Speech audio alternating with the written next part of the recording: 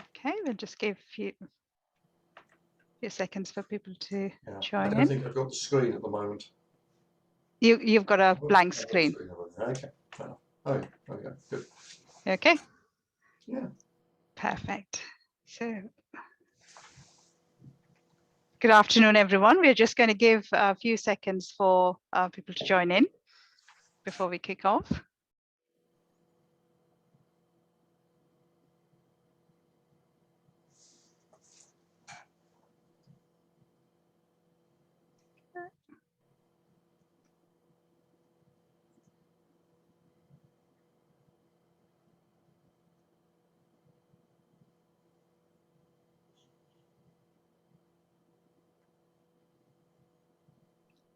Okay, Angus, if you're okay, we'll make a start. Yep, I'm fine. Yeah. Cool. So good afternoon, everyone. Welcome to our webinar. I'm Renu Gundala from Talent Grader, founder and director of Talent Grader. And today we have with us our guest speaker, Angus McDonald.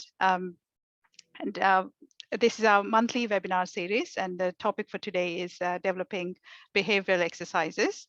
And so before I introduce you to Angus, introduce Angus to you properly, I'm going to just cover off a couple of housekeeping points. The first thing is that this session is being recorded, so don't worry about making notes. I will share the recording and the slides afterwards with you. So just sit back and enjoy, and I have no doubt in saying that you'll walk away with some great learning tips on developing exercises if you're interested in doing these yourself. And if you have any questions as we run through the session, please may I ask you to type your questions using the Q&A function as opposed to chat function you see on the screen. So the Q&A function will allow me to just monitor the questions as we go through the session. And in the end, at the end of the session, Angus has kindly offered to answer any questions you may have related to the topic. So Angus, may I have the next slide, please, if that's okay? Great, thank you. So those of you who haven't heard about Talent Grader, Talent Grader is a startup assessment platform that launched last year, and it's a dedicated platform that's designed to support HR and recruitment professionals to find valid and reliable assessments easily online at the click of a button. And we also offer recruitment services for SMEs. So I have great pleasure in introducing Angus to you. Angus is a psychometrician and assessment expert at Realize Potential. And he has been an advisor for many test publishers, test developers, and many organizations who are interested in designing assessment exercises. And to his credit, he has designed over 30 psychometric tests, and he's still designing. We were just having a quick chat earlier on the projects that he's working on. And they include tests like test of ability, personality, motivation, and judgment, and many, many assessment exercises. I had a pleasure of working with Angus in the past, and I don't know, Angus may be able to tell, but I have lost count at that time how many exercises he has developed for our clients. So I've also been very fortunate to get lots of support and expert advice and guidance in launching Talent Grader as well last year. So Angus, thank you for taking time to be with us today. And I know that we've got a packed agenda, so without further ado, over to you. Great, thank you, Renu, and thank you very much for the invite to be here. What Renu hasn't realised is that when you invite me to one of these sessions, you also invite my dog. So if you hear howling in the background, that's what's going on. It's nothing to be concerned about. I just have a very, very noisy dog. So today's session, behavioural exercises. As Renu said, I've been involved in this for quite a long time. And what I've found over time is that there's no single resource that I've really come to rely on about developing kind of behavioural exercises. So what I want to share with you this afternoon is my experience, really. I say my experience, we learn by getting out there and doing things. So, I wouldn't be here today being able to talk about behavioural exercises if it hadn't been for many colleagues, including Renu, who I've worked with over the years, and also the organisations that I've gone into. And when I've gone into organisations, sometimes organisations have had a very clear idea of what they want. They've used assessment or behavioural exercises for a number of years, and they want some refresh or kind of update. Sometimes organisations come at it afresh. They haven't used this sort of kind of material before. But more often what I find is that when I go into an organisation, they already have some behavioural exercises, a lot of which have been developed in-house to varying kind of standards. Some of them are actually kind of very good. Some of them have kind of clear issues with them, and one of the things I'm asked to do is to come in and review and to tidy them up. So throughout that experience, going over the last kind of 20 or so years, I've come to develop a certain kind of approach to developing these kind of behavioural exercises, and that's really what I want to kind of share with you this afternoon. So I want to start off talking about, what is it we actually mean when we talk about behavioural exercise, and what are the different kind of types of exercises, and why might we want to use these over and above any other sort of tool that we might include in an assessment or selection or development process. So I'll cover that relatively briefly, and then what I want you to do is to take you through a typical process that I would go through if I were to be asked to develop a behavioural exercise for someone, and along the way highlight hopefully some of the key learning points that I've picked up, sometimes picked up the hard way by things going not quite how they should have, but also highlight the things that have gone well and why I think things have gone well. And obviously through the Talent Grader website there are a range of behavioural exercises that are available, off-the-shelf exercises if you like.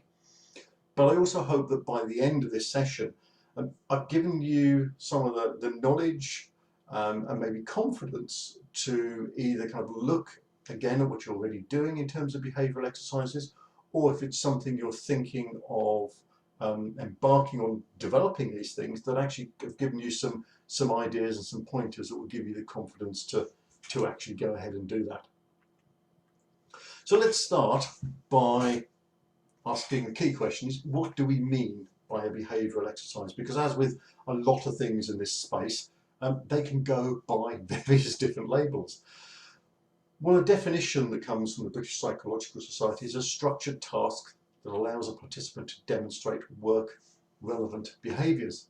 So we have a challenge, a situation, a task that we set, and it is very, as it says in the title, it is very behavioural. We're looking at what someone kind of does in relation to that, and that distinguishes it from many other methods we might use, which from a psychologist's perspective maybe dig into the kind of psychological underneath if we're looking at aspects of kind of capability or personality or kind of motivation.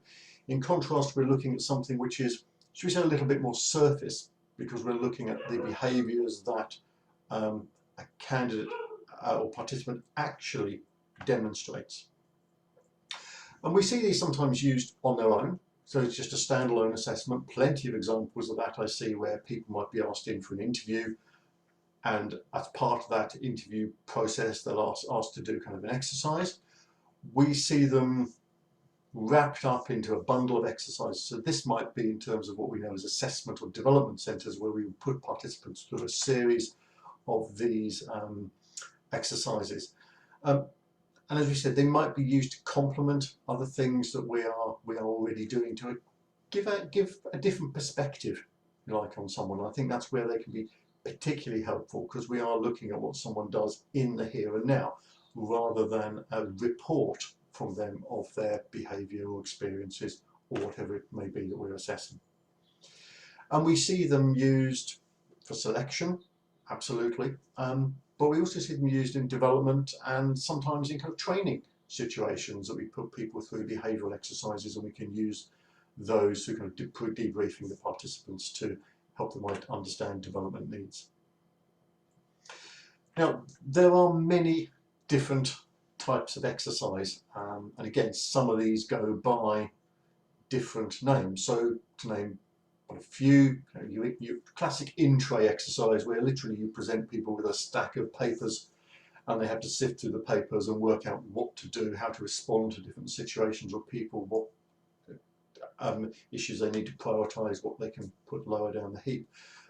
But obviously in the last 10 years or so, this has become digitized, so we now see more of what are called in-box exercises. So you might set someone down in front of a simulation where they look as though they've got an email app in front of them, and they have to go through the emails and work out what to do, what to respond to, how to respond to them.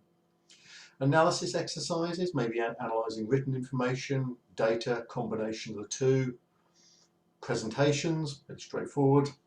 Problem solving, maybe kind of similar to analysis, but you may have a specific issue that you need to resolve, and you're given various information around that issue, and you need to work out how to bring that together to determine a course of action. Fact finds tend to be very open exercises where you just set a brief context, and it's all about the ability of the participant to ask effective questions to extract information. And then role plays, where we look at how people might perform in different kind of work relevant situations, a different kind of context they might find themselves in.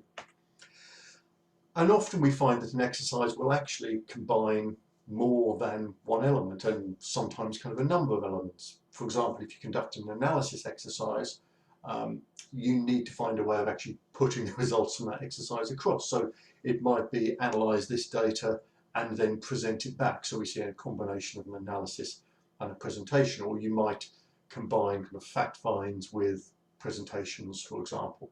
So a lot of exercises are not pure types, and in a way, the specific type of exercise is not that really important, the labels that we give it. It's more about kind of making sure that the task that we are setting up is appropriate, as we'll come to see.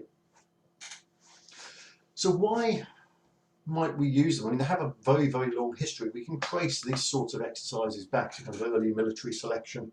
The first actual assessment centre was set up in the US, I think back in the 1940s by AT&T.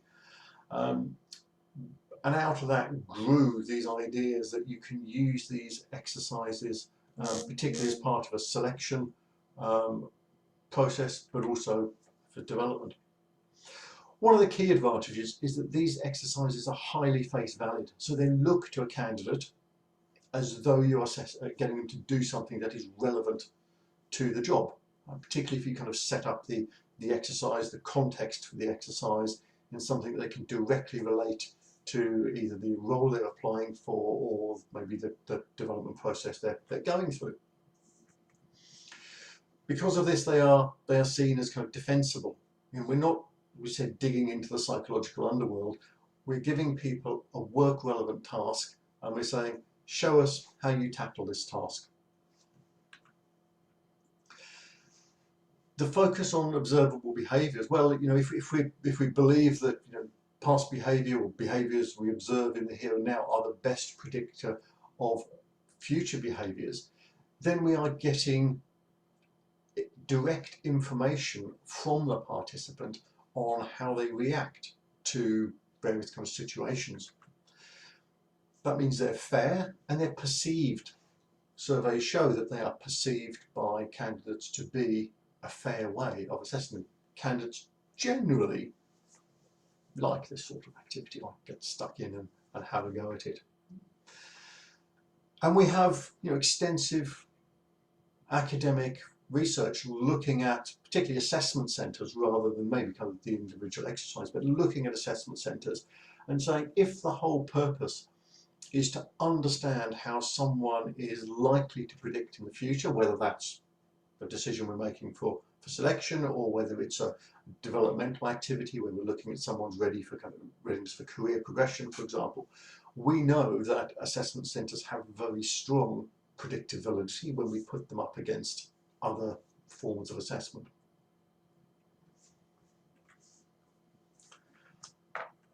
So that's the background, if you like. So let's think about how we actually go about putting these things together. I think with any measurement situation, doesn't matter what it is, this point is essential. Having a really clear idea of what it is you want to assess, and therefore what are the questions that this exercise will answer.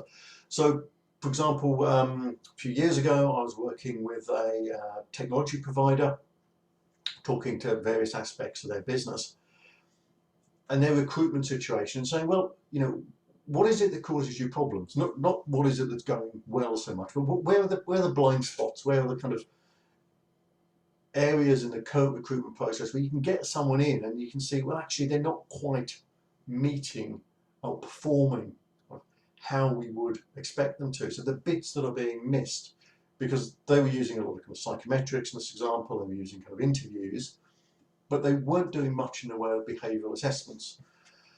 So we were using behavioural assessments to try and plug the gaps, try and give kind of additional information.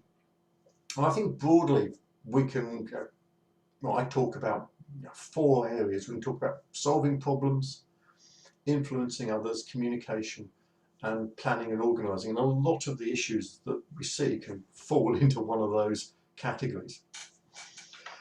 Very early on, I think it is important to say, how is this exercise going to be used? So you've jumped ahead.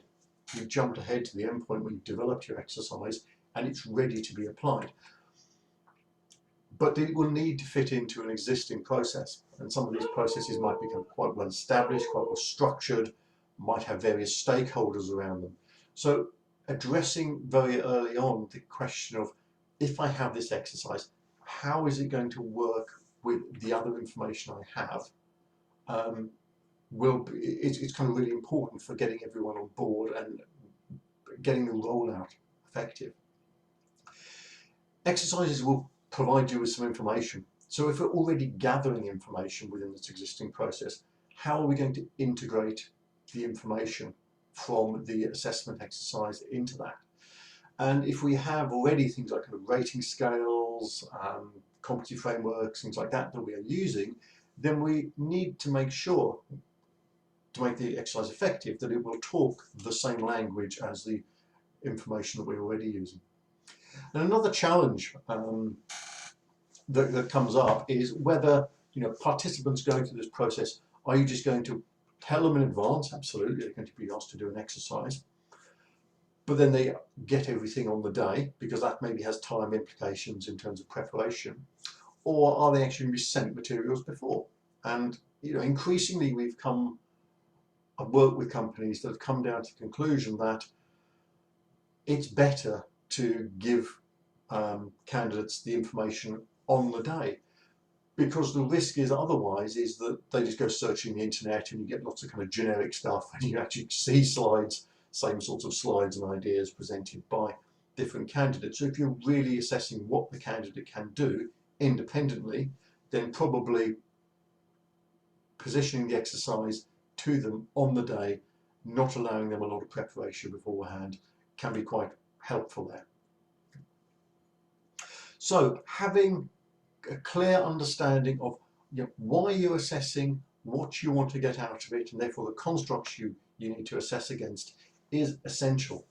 Now sometimes these exercises are seen as a panacea. They will cure all of your problems, so we can get all of this information out of an exercise. Almost certainly you can't. So if you're working with something like a competency framework and you've got multiple competencies, you need to realize that any one exercise will focus down properly on a limited number of competencies. You're not going to be able to design an exercise that will assess a vast number of competencies. So you need to be picky here. I say to people, you're not going to get reliable, robust evidence for any more than 5 constructs at most, and ideally, focus it down a bit. 3 or 4 is a good number and manageable number, but try not to go beyond that, because it just won't work. It just won't give you the differentiation that you are hoping to see. And then when you've answered all those questions, think back to the list of exercises.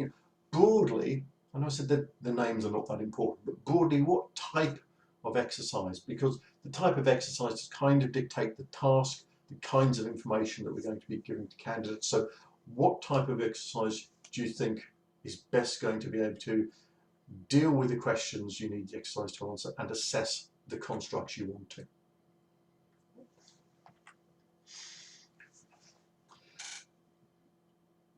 When I develop exercises, I typically say they've got 3 components, 3 bits to them, if you like. The candidate brief. So this is everything we're going to give to the candidate or the participant. We're going to need to brief the assessor. Okay, depending on the role that the assessor has, whether it's very kind of passive, we might not be giving them a lot of information, but if it's far more active, engaged role in it, we will have to prepare the assessor a lot more thoroughly. And then the third bit is the rating scales, how we actually kind of record and make sense of the information that we are getting from the participant. And when I'm going through this process, I always start with the candidate brief, and the reason for that is the candidate brief is by far the most complex part of the exercise, and it's the one that's probably toughest to get right. Okay? You can work with assessors, you can work with your internal people if there's some ambiguity in the kind of assessor's brief or they raise questions about it, but you want to get the candidate brief right. Set the context. And what I mean by this is thinking about, where are we going to set it? If I work for ABC Enterprises, am I actually going to set the context in ABC Enterprises? So is it going to be set, within the organisation that a participant actually works, or am I going to use something like a, parallel organisation, and I'm going dealing in the same area? So am I going to create DEF Enterprises, for example? My clients vary on this. There's no hard and fast rule. Sometimes we want exercises to be quite challenging, to throw up problems. Hey, we've got no drivers to deliver the stuff. There's a topical one. But you may not want to, to position your candidate the idea that actually there's lots of problems going on around here. So you may want to set it in a parallel organisation or context, for example, but may not. Again, that's a choice that you need to make depending on what you're actually getting candidates to do, I think. And at the same time, think about, be very clear about, who are the candidates. Think about what roles is this exercise going to be used for.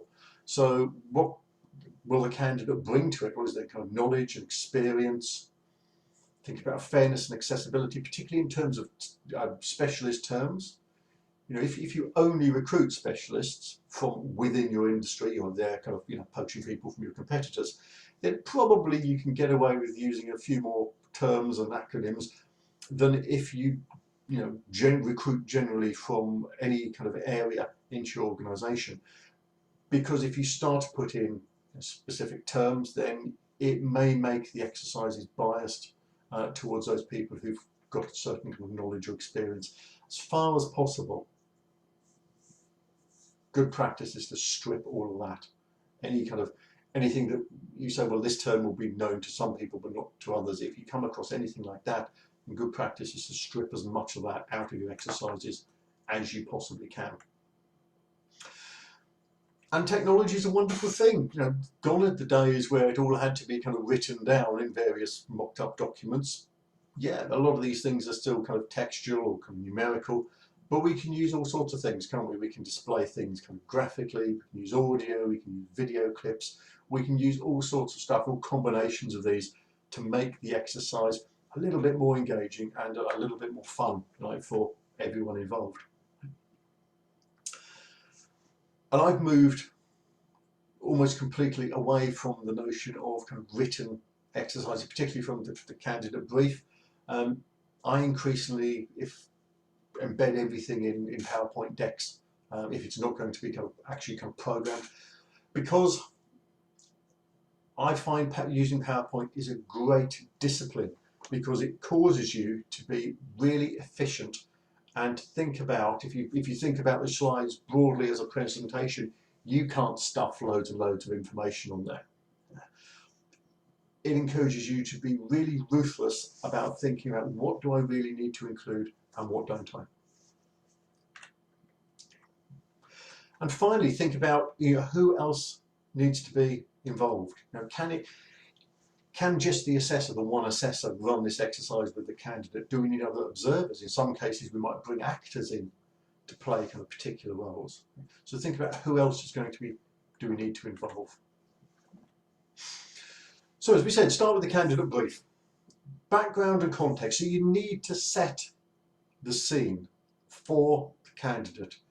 Organisation, you, your role within the organisation. Briefly. And then what is the task? Okay, so clearly explain what the candidate needs to do. Right? My challenge to you is to say, can you get this into no more than 2 sentences? Because again, there's no need to make these things complicated. They don't need to be complicated to be effective. So what is the task and what is the outcome?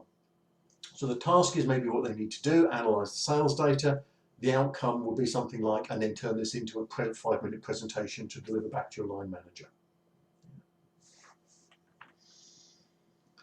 If there are others involved, so if people are playing roles, if you have an observer there, explain this to the candidate. But again, short, sharp. All of this, probably no more than 1 PowerPoint slide, 2 at the very most, if you have to. And then we need to think of what are the information and resources they're going to use for the exercise. So this will vary hugely depending on what the exercise is, what it's asking them to do. So we may have a lot of data that they need to sift through. We may simply have a 1 slide, this is you, this is your situation, this is what you need to find out, in the case of a fact find, where the task really is for the candidate to be able to kind of extract information and question effectively. And any timings, so how long do they have? Absolutely. Often exercises in sections. So you brief the candidate. When they're happy, they've understood everything, you check in with them, a certain amount of time to analyse or go through the problem or ask the questions, and then a certain amount of time to kind of present or collate the information they've gained in some ways.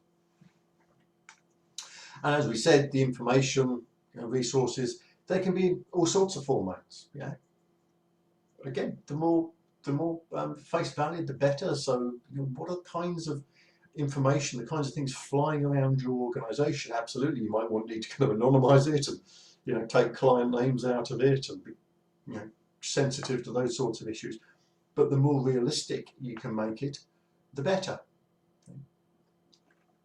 But again, don't overload participants. Keep, if your whole point of your exercise is to see if your participants can kind of swim in treacle, then fine, get a vat of treacle. But if you want to see if the candidates can actually work with the information that is relevant, then don't overload them with too much information.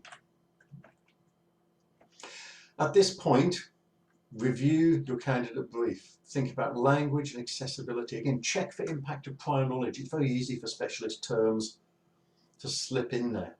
Okay, so we want to make sure it's accessible and it's fair. Quantitative information, it can quite easily see, you pull a few things together, you suddenly realise, yikes, there's 20 slides here. That's not realistic, and we might need to prune it down. And is the information realistic?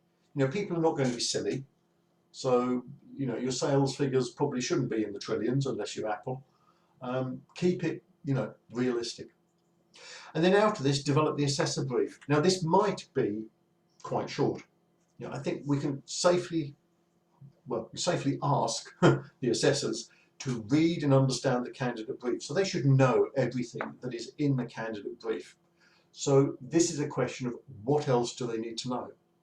And part of that for the assessors may be about how they actually conduct the exercise. So this is a set of kind of almost administration instructions about what equipment you need, what you need to say to the candidate, what you need to give them when, for example. But if we are getting the assessor to, question the candidate or to play a particular role, we might want to give them questions, example questions they can use. If the candidate, for example, is required to analyse some data, we may want to show to the assessors what a candidate would typically pick up from. So if they miss some of that, the assessors know that they can kind of question, well, did you think about this? And if they need to play a role, then we can give them a bit of a script, if you like, and again, some kind of questions that they can go through. Okay, so some of the prompts and the questionings can be particularly useful, particularly in the early stages, because we've got to think this will be a learning process for our assessors. Some of them, I've worked in organisations where the assessors love it. They have a field day using these sorts of things and playing roles. For others, it's something else they have to do on top of everything else. So anything we can give them to help them get into this is positive, I think. Make their life easier, certainly in the early stages. And finally, we need to develop the rating scale. So back to what is it that the exercise is designed to assess.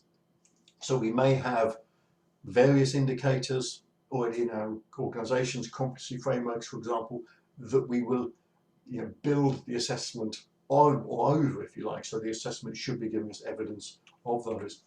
Often, if we have kind of generic competency scales or rating scales, we might need to do some tailoring. So to think about how is this behaviour likely to show through the exercise? And that may mean that we need to tweak some of the descriptions so that it's easier for raters to actually use and recognise when those behaviours are being demonstrated.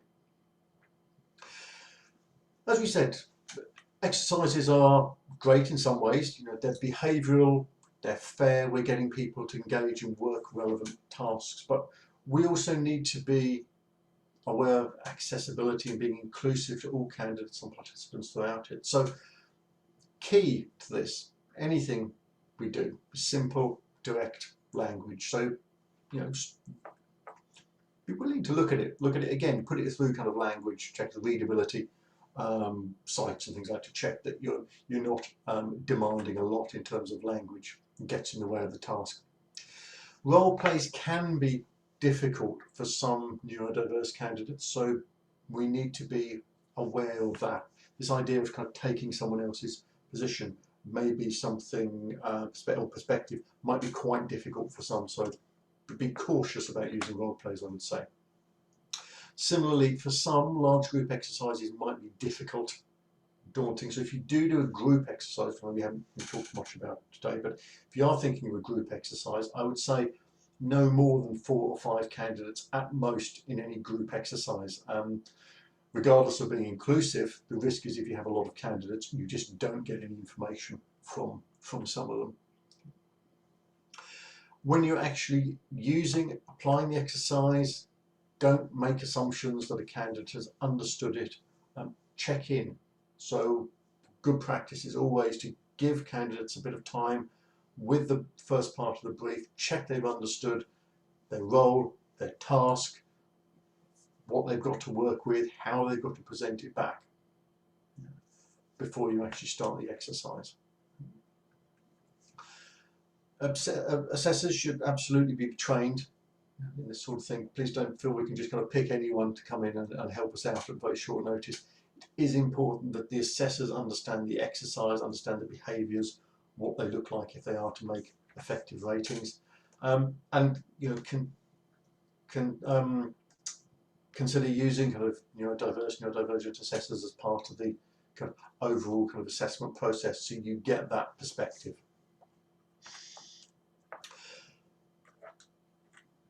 Before you use any exercise you've developed, it's absolutely essential that you pilot the exercise internally and review it. So get people in, get some people to volunteer and treat it as a live assessment. So get an assessor who might actually be using the exercise, a hiring manager, for example.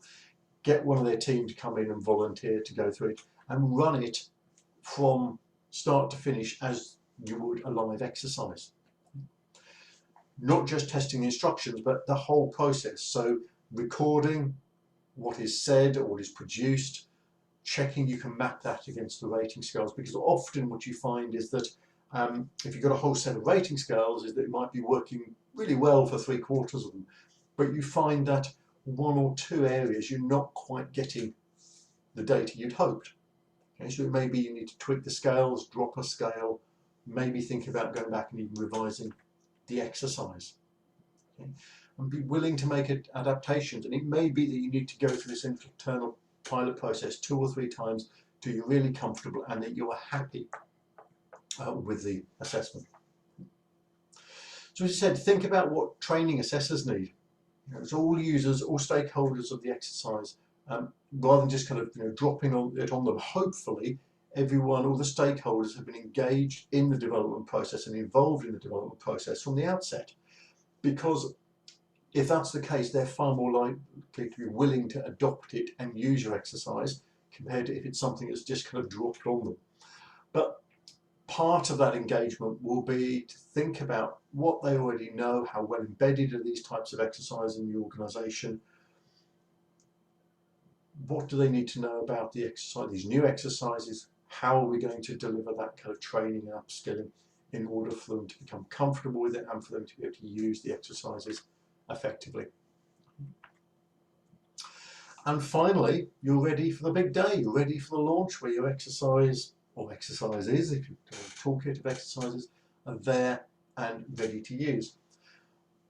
One of the things that's good to do is that whenever they are used, if you can set up systems to gather the data and monitor them, just to check that the exercises are doing what you hope that they are, producing a kind of a spread of scores, and potentially even going to kind of link the data that you're obtaining from the exercises to subsequent kind of job performance.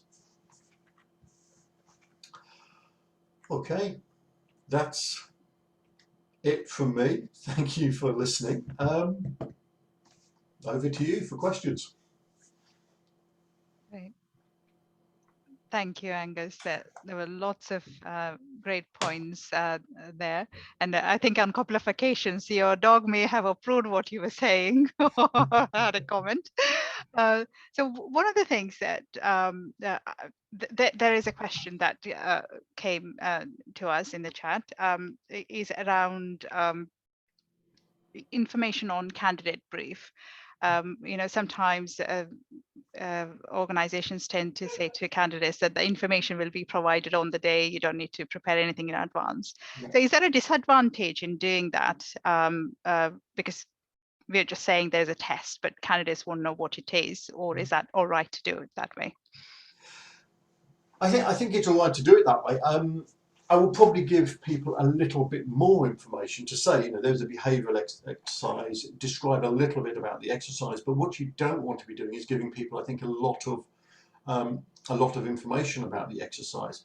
The idea of getting everyone in on the day so they can complete the exercise under controlled conditions, I personally believe is fairer than putting the information out in advance, where you've got people who may just be pulling information off the internet, or they may know someone who works in the area and they can sit down and work on it collaboratively. I think, although it might seem a little bit harsher on participants, I think it gives us a better quality of information, and it allows us also greater control over the situation. So you really are assessing everyone against the same set of kind of criteria and giving everyone the same opportunity to demonstrate their behaviours than if you kind of put the exercise information out in advance. Okay, no, thank you. That was useful. I just had one question on that further, is to just to check my understanding as well in terms of that information. So be as brief as possible to candidates. If you were to say, like, this is the type of exercise you're attempting, but you don't need to do further preparation, is perfectly fine, is it? Yeah, I mean, in communicating with candidates ahead of inviting them, I think it's not necessary to be brief. I think we should be giving candidates a fair amount of information, but not about the specific task. I think where the brevity comes in is actually putting the exercise together, because it's very easy to overload candidates with far too much information and just drown them in information. Oh, no, thanks for the clarification. We have another question. Are there any specific considerations when taking such assessments online rather than in person? Sarah, I'm going to allow you to speak if you have any further clarification on that once Angus speaks. Do you ask? So that's the question. So was I clear with the question, Angus? Yeah. I personally, I don't think there are. I think as we've seen with a lot of assessments over time, the transition of a well-developed assessment from something that's more paper and pencil to something that's electronic, and then something that's electronic and used as a distance, is fairly smooth. So I think if we've done the exercise development well in the first place, then they should transition without too many kind of problems. Obviously, we have all the kind of technology related kind of issues that go with that, but I think that's a slightly different set of concerns. But the idea that we can kind of provide information to candidates, set them to do a task under a controlled condition, and set them to present information back to us, whether we are face to face with a candidate or whether we are doing that at a distance, the considerations are broadly the same. Thanks, Angus. Yes, hopefully that answers your question, Sarah. If not, raise your hand. I have another question. I'm just going to keep an eye on the time as well. And I can relate to this, Angus, and I'm sure you can relate to this as well, because recruitment is mostly reactive and very, very time consuming, you know, as we all acknowledge that. In terms of the trialing the exercises, if we don't trial it, are there any like unintended consequences?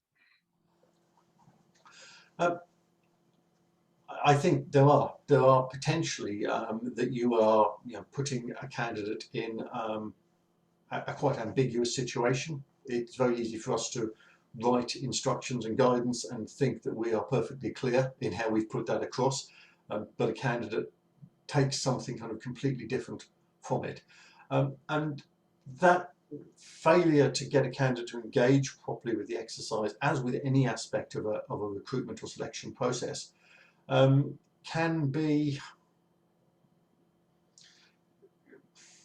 have a very kind of negative effect on their experience of us, of our kind of organisations. Considering when we develop an exercise, we might use that exercise, or hopefully we would use that exercise multiple times. I would hope that the investment taken to pilot that exercise is relatively little compared to the potential benefit that we will get out of it. So even if you do only have time to kind of run through one pilot, just to check, for example, the timings are right. That's one thing that we often pick up with exercise pilots, is that we think, well, they're going to need about 15 minutes to do this part of the exercise, and we find they've done it after 7 or 8, and they're sitting there twiddling their thumbs. So you know, it helps us make those sorts of decisions. It helps us clarify all of the wording, focus down on the exercise, and really get it right. So it is, you know, in my experience, it's an essential part of the development process. Thanks, Angus. And it is true, isn't it? The time that's invested initially can be useful if you're going to reuse that exercise several times for in the recruitment or development. Yeah, and I mean, we hope it's used kind of many times, and certainly, you know, many of the organisations I work with, the exercises I used, you know, very regularly, particularly in, you know, positions where you have a fair degree of churn. And there's one final question, just conscious of the time, in terms of, you know, when it is an external recruitment, we might not come across this situation, but when it is internal recruitment, it may be used again and again, and the same participant might encounter the same test. And is there kind of a, like, does that make it a fair process, or do we have to find another exercise for that reason? Yeah, most of these sorts of exercises are going to be the types of exercise that you will learn from if you go through. So it would probably give a participant somewhat of an unfair advantage if they were asked to do the same exercise more than once. Mm-hmm. I think then we need to think about, you know, what is the validity of the results. So, for example, with a lot of assessments, we say they probably have a 12-18 month shelf life. So if the participant has completed the exercise within that window, I would possibly argue they shouldn't be put through it again. If they have to, for fairness considerations, then I would look at changing the exercise. I mean, one of the things that we can find is that if we've developed a good exercise, so think of an analysis exercise, for example, where they're given a series of customer data, for example, and asked to analyse that. When you've actually developed the exercise and everything around it, it's relatively easy to change the figures, the information that they actually have to analyse. So I would encourage to think about that again. If you are using these exercises and a lot of internal candidates coming through them, how might you refresh them? And not in a way that means you have to kind of start with a blank sheet of paper, but how might you look at what are the critical bits of information and just tweak and alter some of that to periodically refresh and update your exercises. Perfect. Thank you. I would have never thought about refreshing, actually. I would automatically think, oh, maybe I have to find a new exercise. But no, that's great tip. Thank you, Angus. I think that's all we have time for. But if you have any questions on reflection that you want to follow up with Angus, feel free to reach out to Angus to that email address or the mobile number. We will be sharing these slides and recordings. So thanks, everyone, for attending. Yeah, so see you for the next session again, hopefully. Thanks, Angus. Thanks for your time. Thank you very much. Thank you all. Thank you.